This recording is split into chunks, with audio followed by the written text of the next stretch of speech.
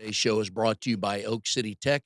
Each week, we talk about the digital world, and we all think it's easy to do our own posting, our own graphics, and everything, and it's not. It's difficult because it's the consistency that usually catches up with you. We got a lot of energy the first week, and we think, oh, this is great. I'll do this. And then we either run out of topics or run out of time. So go to oakcitytech.com. Tell me you're looking for some help on your posting, your digital marketing footprint, and they'll be able to help. Hi, everybody. My name is Mike Manning. Each week on Triangle BNI, we bring you local small business success stories. If you are not familiar with BNI, it is Business Networking International, the world's largest networking organization. Our little slice of heaven here in the Triangle is Raleigh, Durham, and Chapel Hill. Each week, about 35 chapters and about 520 members get together, and our goal is to help each other grow our businesses. And our small business success story this week is Sandee Cooper, owner of Real Property Management. I forgot that. I knew I was going to do that. Impact. They're Yeah. based out of Durham. Sandy is in RDO 6, Profits in the Park. They meet Tuesday mornings at 9 a.m. When they're meeting in person, it will be at Hope Community Church in Morrisville. Sandy, glad to have you on the show today. Yeah. Thank you so much for having me, Mike. Everything good? Everything's Everybody great. behaving? No phone Yeah. calls from tenants or Well, I don't know about that. I already got a couple of repairs this morning, so that's okay. All right, so Sandy and her husband John are property managers, mainly residential property managers. Correct. Yep. So they work with investors and homeowners who don't want to manage their house. And if I can help anybody listening today, don't manage your own house. And we're gonna get into some of those on why you need professionals to do that because there's a lot involved to do it the right way. So Sandy, you and John are coming up on almost a year doing this, and we're gonna get to your backstory in a little bit. But how's it going so far? Yeah, it's been a great year. I mean, I definitely so really we launched technically the week before Christmas. It was kind of slow, so I'd say January is officially when we started. And yeah, so it's a little over 9 months in, and it's been great. And it's been obviously we've had the challenges of supply issues here in the Triangle with property, but the properties we've brought on and the owners, it's been great. Now you will write a book one day, no doubt, about Mhm. your experiences, and I think this is probably your 3rd or 4th business, we'll get to that too, about why it's such a good idea to start a business during a pandemic at the end of a calendar year, right? That's right. That's right. And tell people, "Hey, if you're gonna go big, do it then, and I'll be impressed," right? Yeah, I mean, I think having a previous business, not afraid to take some risks. Certainly, COVID changed the world for a lot of people, and we also were, had to kind of pivot very quickly during the pandemic. We had a business of 12 years that was kind of the perfect storm. It was food services and a healthcare Mm, facility. So yep. when everything paused, it kind of had made us, pivot, and so here we are. Yeah, and I wanna get to that in a little bit because 'cause I'm fascinated by that and your other business, that we spoke about last week when we did our one-to-one. The market today, so a couple things in the residential property management world. The first thing is my first question to you is the market for homes for sale is having what kind of impact on rental properties and finding tenants? Yeah. So right now, because obviously the market is so crazy for buying residential, we're also seeing the same thing for rental.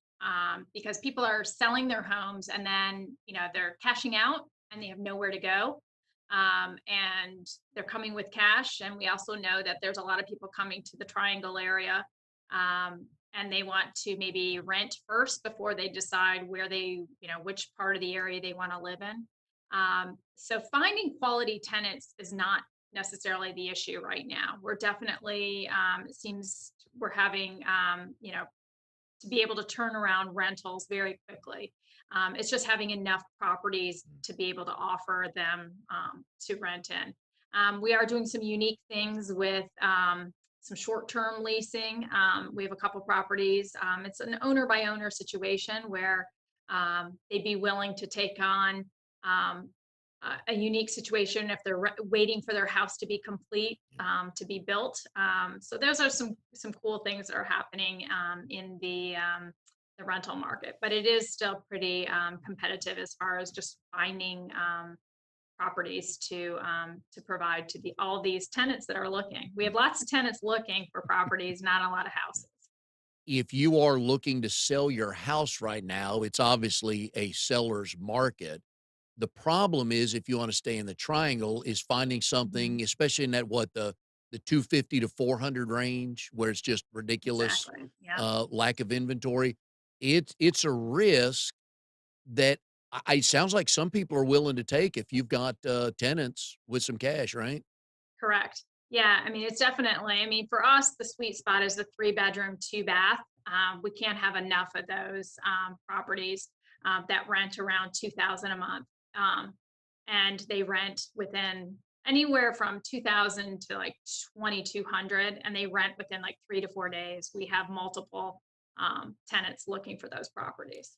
Do you have more people asking for those short-term agreements? 3 months, 6 months, 9 months? I am yes. I mean, there are definitely some cases, and it's usually somebody that's like building a house where it's the timing where they've already sold their house and they're still, for whatever reason, there delays on their build because of the supply chain, that it's now pushed out like they're like they have a buffer of 3 to 6 months that they need to rent. Um, so on those cases, I mean, we work with the owner specifically. Everybody loves the 12-month lease to lock in, but to be creative right now in this market, um, there are a few cases like that. Usually when I have a guest on, Sandy, I say, "Now in normal times," but this is normal for you. I Um, mean, this is all you guys oh know. yeah, yeah. Uh, when somebody is looking for a rental property and they're, a year, 2 years, they're actually looking for something to rent for a while, what's the one thing they're willing to say, "This is a must-have"? Um, that's a good question. I would have to say, well, I mean, mostly dishwashers. Everyone wants a dishwasher. Um, all of our properties do washers and dryers, so those are also another. No one wants to get a laundromat, and honestly, you get a higher quality tenant if you have a washer and dryer in there, just statistically. Yeah. But I would definitely see a dishwasher is probably the must have. Um, Isn't that what kids and are for, Sandy? Come on. yeah, yeah, right. Yeah. Um, Are people willing to move further out to get the right rental property these days? um, I say we have some properties that are, I'm actually surprised how far, like for instance, Franklinton, Middlesex, that are a little further out. They're new builds. So those are, they're rentals that are new builds. So they have all the bells and whistles on them. And so people are willing to go a little further out to have like a little piece of paradise, I would say. So if it's not so, um, those properties that we have a little further out surprise me how quickly they rented. They're not as, and they're both of them are, those particular properties are still, well over the 2000 a month mark. So if they would probably in Cary or Apex, they would have been, probably 3000. So definitely people are willing to go a little bit further out if it meets their family needs. Now, I've been to Middlesex. That's a haul from here. Yeah, it is. Are you finding people are being able to work from home so they have the luxury of maybe moving a little further out for now? And that's also has a as a play in it. As long as the highways are kind of close to Yep. get into, it's fine because they're maybe 1 or 2 days a week. They have to be into an office, and then the other times they have to be, it's kind of like a hybrid. So I definitely think it is opening up, where people are living as well. As I've been in BNI and gotten to know residential property managers, I've learned a lot of what life is like and expectations are for the homeowner slash investor or the tenant. So on the homeowner slash investor side, I've heard stories before of, John and Susie selling their house. Hey, we want it to be a rental property and we're going to manage it. And then the minute the washing machine kind of craps out they're like, well, you have to replace that. Like, no, that wasn't mine. That the tenant broke that. It's like, That's no, right. that's not the way it works. So the homeowner is on the hook for a lot of the appliances in the house and situations Maintenance. like that. Yeah. Mhm. Yes. Yeah, I mean, that is definitely something, I mean, again, as a property manager, we set up the expectations and really educate the tenant as well, what they're responsible for. They are like on a wash machine or a dryer, the dryer in particular, they're responsible for making sure they take the lint out Yeah. of there are definitely things that you have to educate sometimes. I mean, I had a call recently where my dryer's broken and it smells like burning, electrical, and it's like, help, help. And come to find out, we go down there and there's 8 wet blankets in the dryer, and it's like, okay, all you had to do is have maybe 1 or 2 of the blankets at a Mhm. time. It was overstuffed. They were new, right out of college. Washing every comforter, blanket, everything all at once.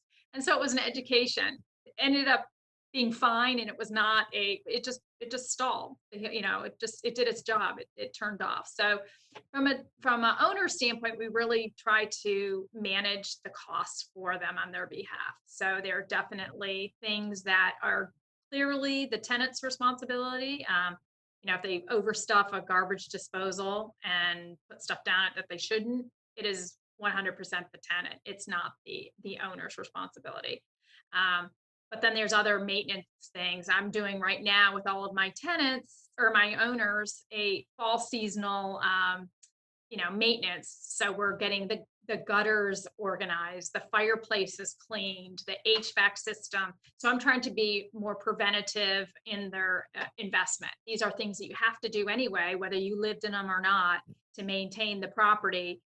Let's get these fixed out of the gate and all taken care of. So And it's those little things that matter to the maintenance of the house, whether you own it or not. I've had a couple of other property managers, a couple of home inspectors on in the past. And to a person, they've all said, when it is pouring outside, get an umbrella and walk around the outside of your house. You'll learn a bunch. true.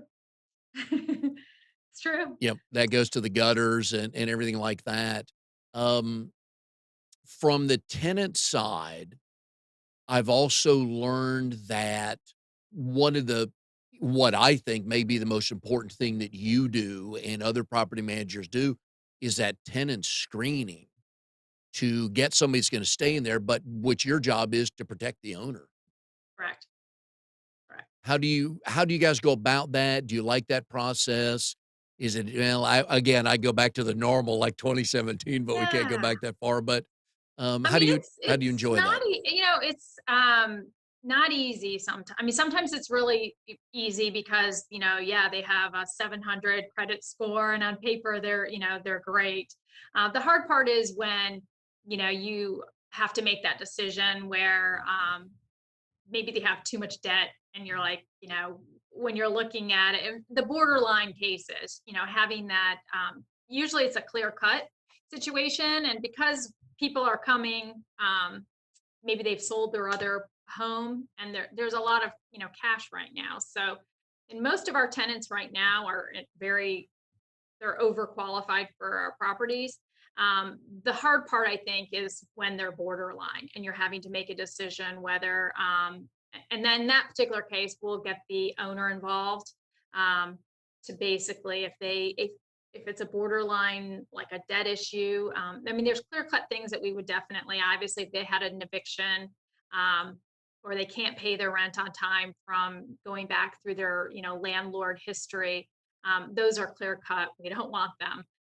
But when it's, they have maybe who doesn't have student loan debt, Yeah. who doesn't have medical debt, So those are kind of things that you're like, you're a little bit more understanding on and screening those. that piece of it. Um, and we usually the referral going back to their rental history tells a lot. So when the previous landlords um, can share information about the tenant and what condition did they leave the Yeah. property in, how did they maintain it, um, and usually they're singing praises. Obviously, you know they're going to talk up the tenants of the good things that they've done, and sad to see them leave. Those are all great indicators that they'll be a great tenant for us as well. We are here with Sandee Cooper, Real Property Mhm. Management Impact out of Durham. Sandee is also in RDO6, Profits in the Park. They meet Tuesday mornings at 9 a.m. Right now it's on Zoom. That when they get back in person, it'll be Hope Community Church in Morrisville. Today's show is brought to you by Oak City Tech. Folks, we talk about emails a lot. You do not own your Facebook page or your YouTube or anything like that. They can cut you off in a minute if they want to. But with emails and newsletters and everything, you own that because you have the names. So talk to some professionals like Oak City Tech that know how to manage that for you to help you stay in contact with your previous and current clients and hopefully help you find some new ones. Go to oakcitytech.com. Tell them what you're looking for. I know they'll be able to help you. All right, Sandy, one again, going back to, the John and Susie's of the world that sell their house and want to manage it. That's the toughest thing is to come up with that tenant because they probably don't have access to do those background checks. And it can be very risky, can it? Yeah, no, definitely. I mean, we kind of have an 8 point screening process that we go through. So we do obviously the credit score is one. We'll verify their income. We'll also do, criminal background check, go back through landlord history. If they're self-employed, we'll make sure that we'll get some tax records and bank statements as well.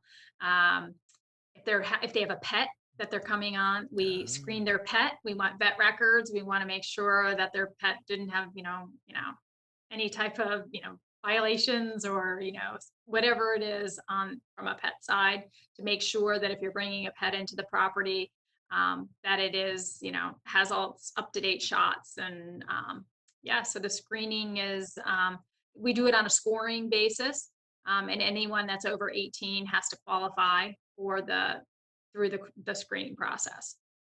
now, for as I generally, when I mention other topics, I say it's for another podcast, which we don't need to go into right now. But Mhm. a couple of years ago, my brother and I had a pest control company, and a couple of times I would spray down by NC State, not Mhm. knocking state because I know all universities are like this, but boy, there were some rental properties. You are taking your life in your own hands when you buy a house near a campus and you rent it out to students you don't I know. know. Holy cow!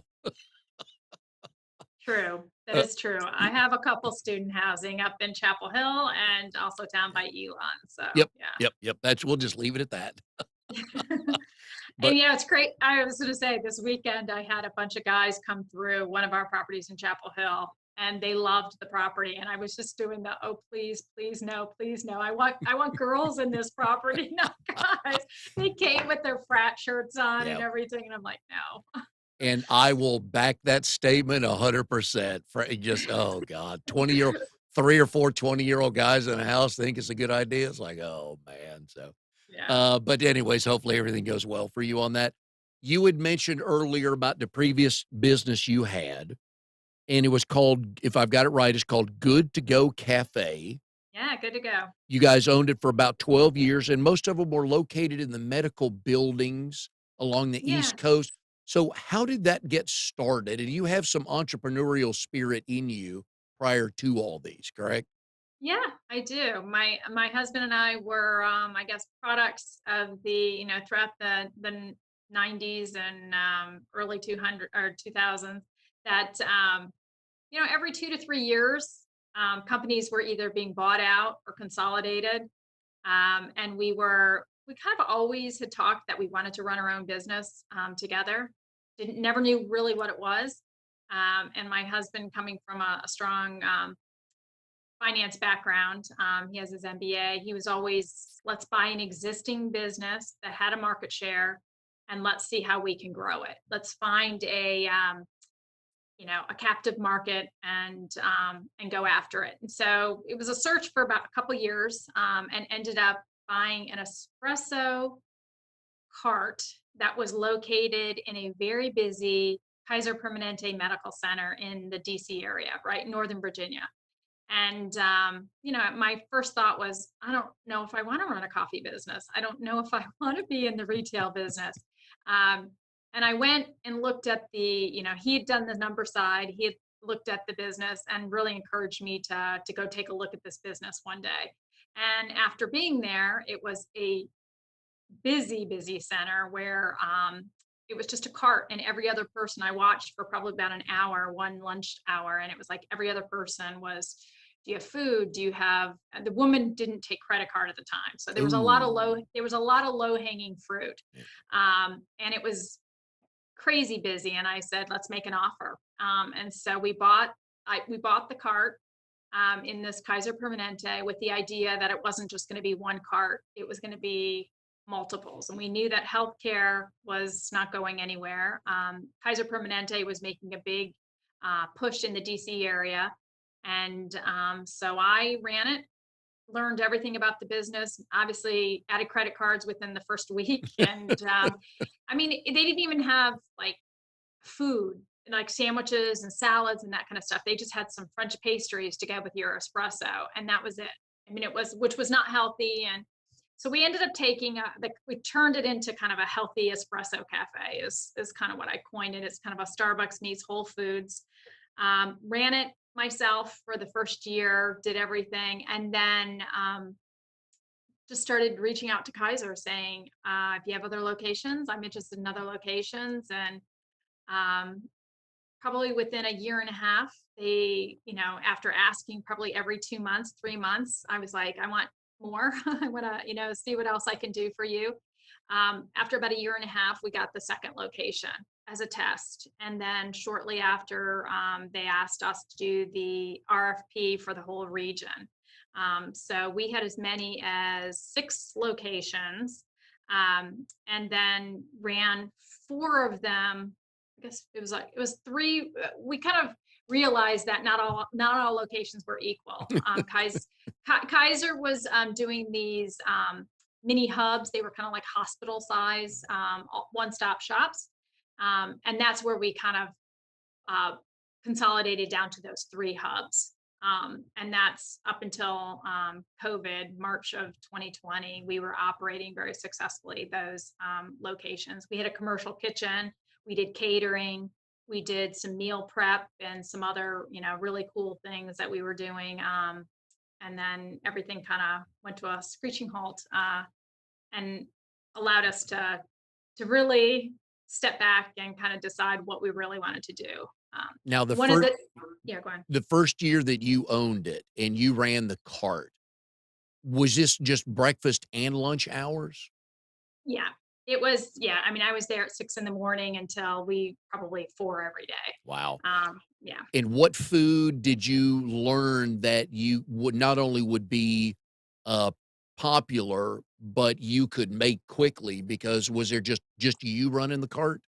It was, and so obviously I didn't have a commercial kitchen at that time, so it was really trying to find someone to partner with. So I went to a lot of local catering companies initially. I had a real specific idea of what type of food I wanted there. Obviously, being in a healthcare facility, it had to have a healthy spin to it. And oddly enough, from my previous connection, my job before I went into my own business, I had done a lot of work with this Whole Foods that was near my old office, and their catering department. The woman that ran that catering department ended up being a huge asset to me. She decided, well, we can do it from a whole food standpoint. We'll do all the sandwiches and salads for you, but they put our label on it. So I provided the labels on it, but it was kind of a private label, but it was all made at Whole Foods. So every morning on the way to, it was ridiculous.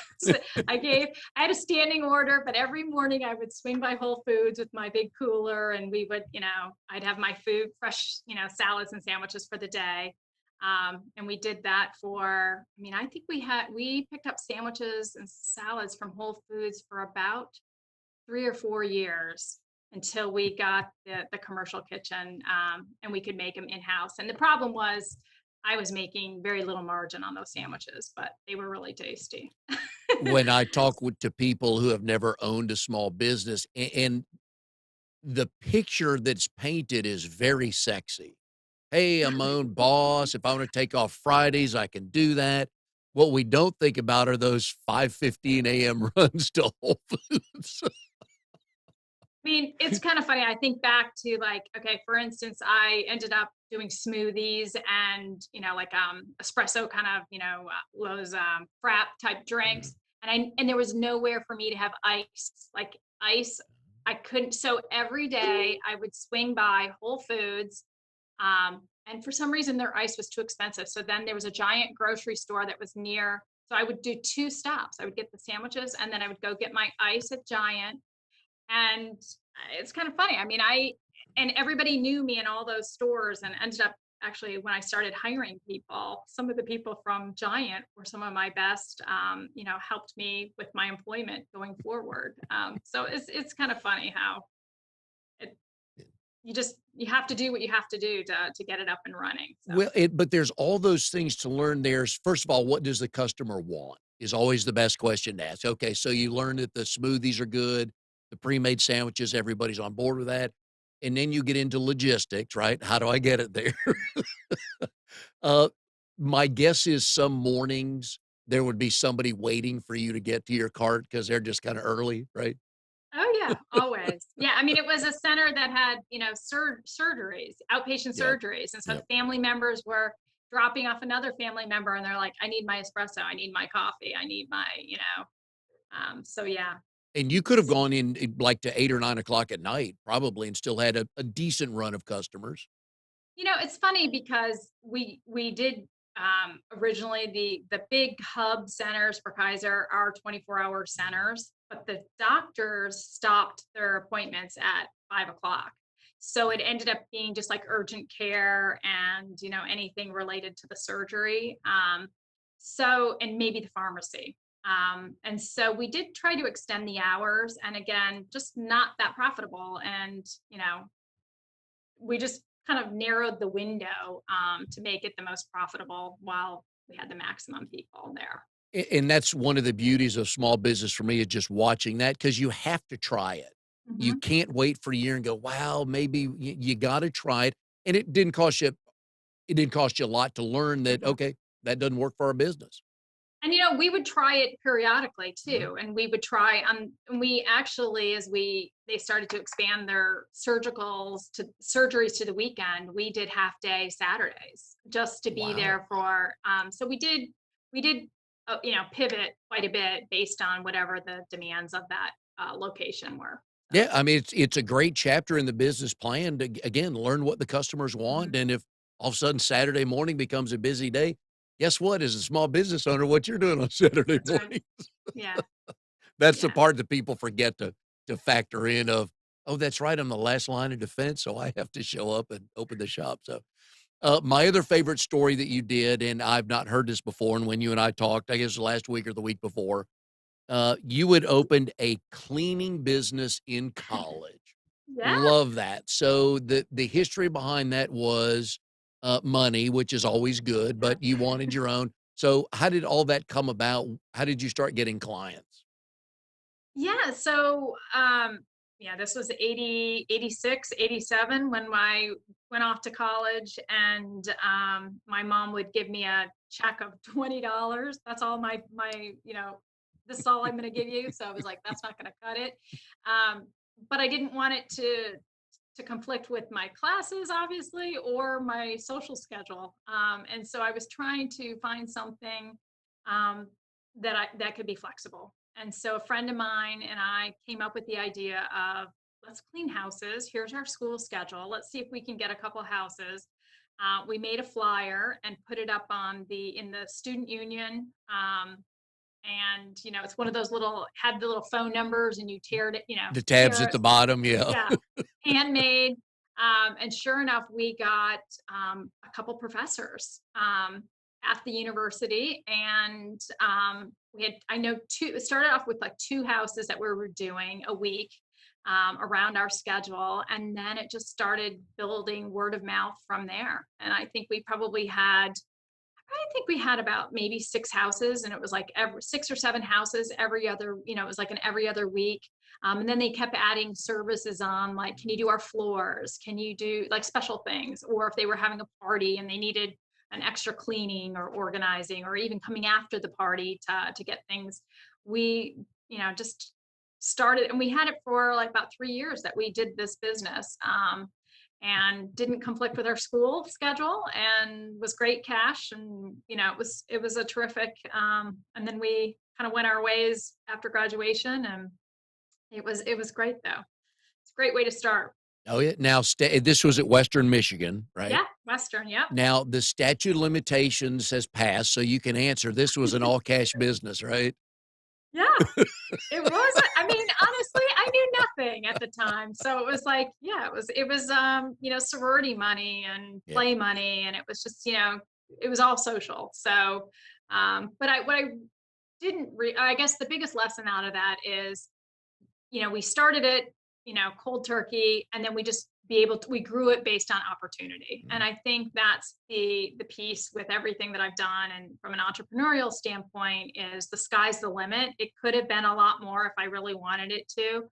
I ended up moving to New York City and went a totally different direction, but I still, cleaning and what you learn in that type of business, and the customer service aspect of it, it never goes away.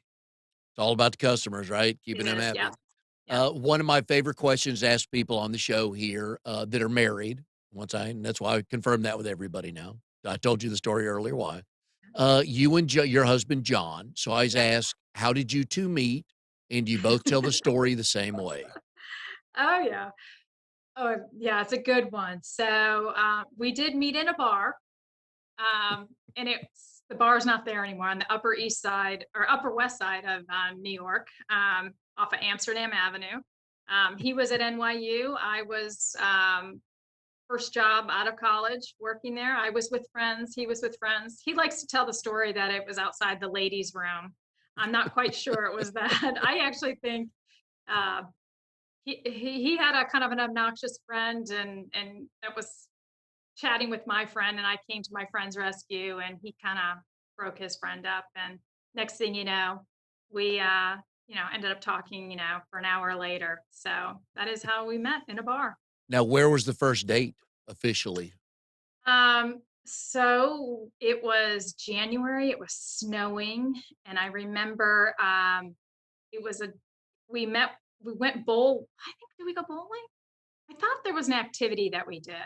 Um, but we ended up, so we started with some friends on a double date, and then ended up going off on our own. And I don't know if you remember that movie, She's Got Mail, Yes. where, Meg Ryan's sitting waiting for Tom Hanks in this cafe, and he never shows. So it's up on the Upper West Yep. Side, called Cafe Lalo, and that was where we ended our first date. And, Nice. yeah, so we always every time we go to New York City, that's one of our stops Mm. to go to that cafe. It is still there. There It's you go. changed hands quite a bit of times, but, Now, when did you know, okay, this is who I'm going to marry? well, oddly enough, we were only dating 3 months, 4 months before we were engaged. Can you believe that? Wow. Yeah, it was actually, yeah, it was kinda crazy. I don't know if I tell my kids, well, they know the Yeah. story, but I'd be Yeah. like, "Don't make that decision so quickly." Honestly, um, it was Easter weekend. He proposed on an Amtrak train coming back from Washington, DC, if you can believe that. So, yeah, we're kinda crazy. Did you know he was going to ask you? Well, I did know that he was graduating from business school, and he was definitely, leaning of moving to Hong Kong, as a, kind of an adventure. And it was more of like, come with me, let's get married. It was one of those, um, somewhat build up conversations. I guess I didn't really expect the ring on that, that weekend, or that proposal on that Amtrak train, but it was leaning in that direction. So Was there a crowd watching, and did he get down on a knee on an Amtrak train? No, there was not a crowd, and there was no ring. He actually went and got a ring the following weekend with his grandma, so it was more of spontaneous for sure. Dang, gutsy Yeah. move on a train with no ring. I like that. That's confidence, And right? then the next day I was like, "Am I engaged or not?" And I was like Hey, looking, I'm hey, like, hey, "I don't even." I didn't have it until the next weekend. hey. It was like, "Do I tell people? I don't And y'all have 2 kids, and I'm gonna compliment you on your parenting for your daughter. I'm sure you're a good parent to your son, but your know." daughter goes to Tennessee. I mean, whose Oh, kid yeah. knew? That's where I Go went to Bulls. school, so I think you did well with her. Go Bulls. Yeah. She's It all about is she's be like, "Football games are the best. Yep, They're the best. yep, Best thing about college." Yeah. even when our team is awful, so, I know. oh Well, well. they have a little bit of promise this year, so maybe. We're going to Florida on Saturday. I think Oh, we're gonna well. get our hats handed to us, but Okay. anyways, that's why they make vodka for me. A couple things, wanna get to here before we're done. You run or ran marathons, Yeah, I've run 2 marathons, right? so Are you still running marathons?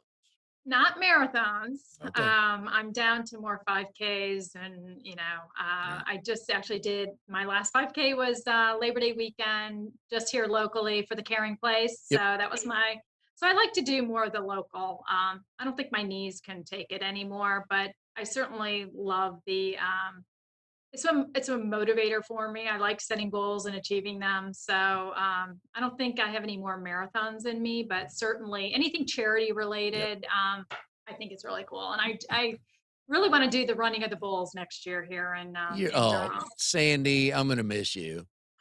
I just you don't no, no. But anyways, hey, it's a good story, and I'll just show this tape one day if you don't come back that, "Hey, we had her on the show, she was great, but decided to run with the bulls." No, no, no, no, no. The one in Durham, the road race, Oh, I thought you not meant the Pamplona. no, no, no, no. I don't want Oh. to do that one. Oh, No, okay. no, thank you. I'm too old for that. I'm talking about here in the Bull City, the running of the bulls.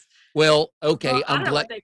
I'm glad you'll be safer, but I'm not as impressed running in the Bull City, Yeah, okay? I'll Just watch the look running of the bulls yeah, in yeah. Spain. I won't run it So though. you finished the New York City Marathon. That must have been cool running pretty much that whole way, right? It was, yeah, definitely pretty amazing. I've Yeah. had a So, couple friends running that, and they said that people just are always whatever you write on your on your name tag, in your number up front or on the back, mhm, that's what they'll that's yell, true. "Hey, That's go, true. whatever." Yeah. I had so the cool thing is my dad ran with me.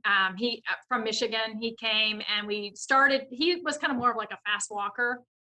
He trained in Michigan. I trained in New York, and we started together over the Verrazano Bridge. And we both had our Michigan hats on. So I would, everything was go and blue and Yep.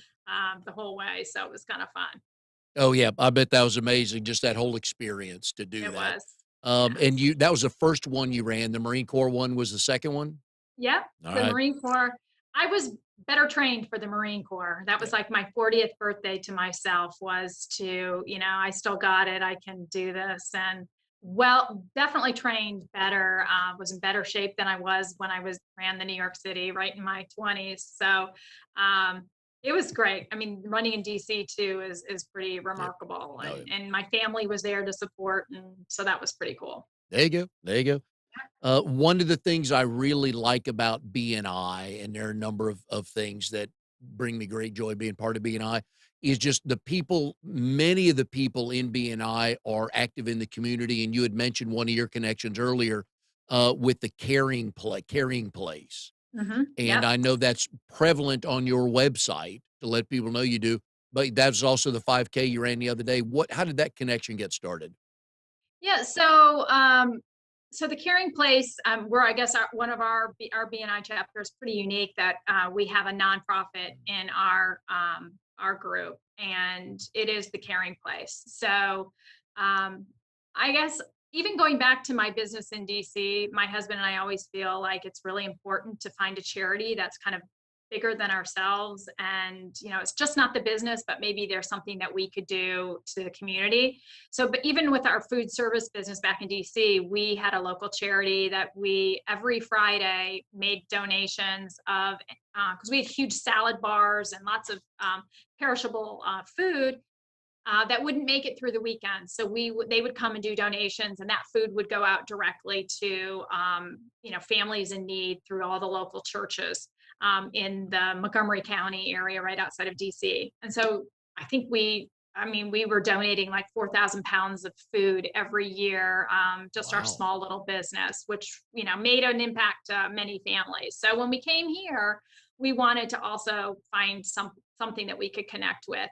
And then when I met Carolyn, who is our in our BNI, and she runs the caring place, learning about that charity and really helping working homeless families to independence. And it's financial literacy, it's helping give stability to these families, and they've helped over 400 families in the Triangle get better jobs and live independent, and just taking things of your budget, your family budget, and making having mentors is a really, really terrific program.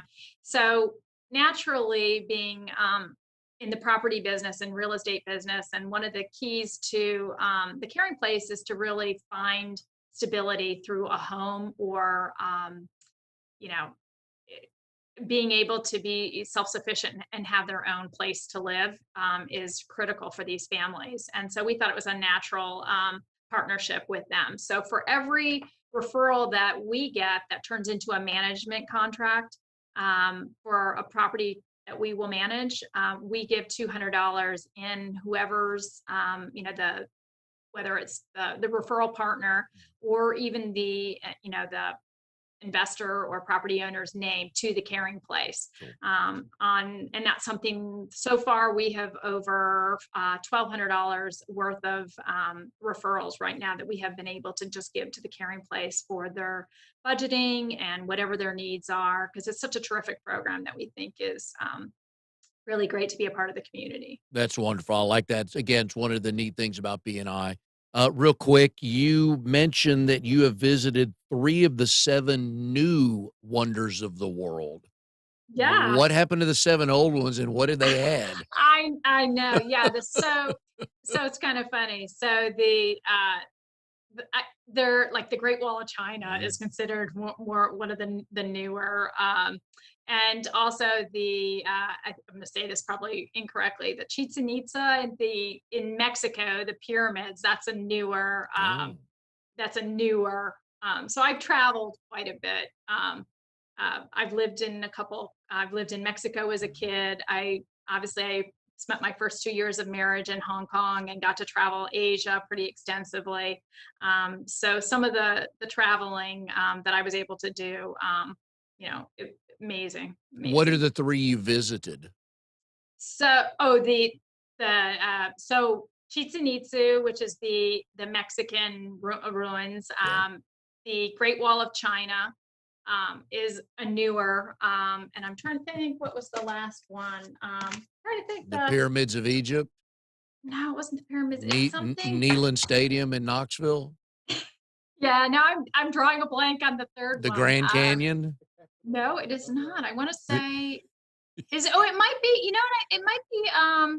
Is it the It's not the Colosseum. It might Statue be of something in Liberty? Italy. It might be something in Italy. I Okay. can't remember. I can't. I'm drawing a blank on the third one. Alright, I well, we'll get back to apologize. that next time, so. I know. Sorry. Oh, no worries. No, you've lived in more places than most of us have, so, I know. I uh, did when I graduated from college. I did the backpack through Europe. So there I you go. slept on. That was cool. There you go. Naturally, you'd let your kids do that now since you've done it, No right? way. No way. Different world. And we didn't That's even true. have cell phones. I I know. mean, it was kind of crazy. Yeah. We would tell our family, "See you when I get back," and they'd go, "Okay, have fun." And that was the I extent of the know. worry for the most part. Sleeping on trains Yeah. in Europe. I don't, no way would I ever let my daughter do that Yeah, now. she might get proposed to. You better look out. It's crazy. I know. It's go crazy. Tell John, "See what you did?" Yep. I know. That's right. Anyway, Sandee Cooper, Real Property Management Impact. We've enjoyed having you on today. Good luck with Thank everything, you. folks. We've been putting Sandee's phone number up there. If you have a property you're getting ready to list, please don't manage it yourself. Get professionals like that. And Yeah. Sandee, thanks for coming on the show. We've enjoyed it today. Yeah, thank you so much for having me today. And yeah, if anyone is interested in having their property evaluated, we'll happily, no cost, I can give you a deep dive what the market trends are. Give us a call. Wonderful. And we'll see everybody next time on Triangle BNI.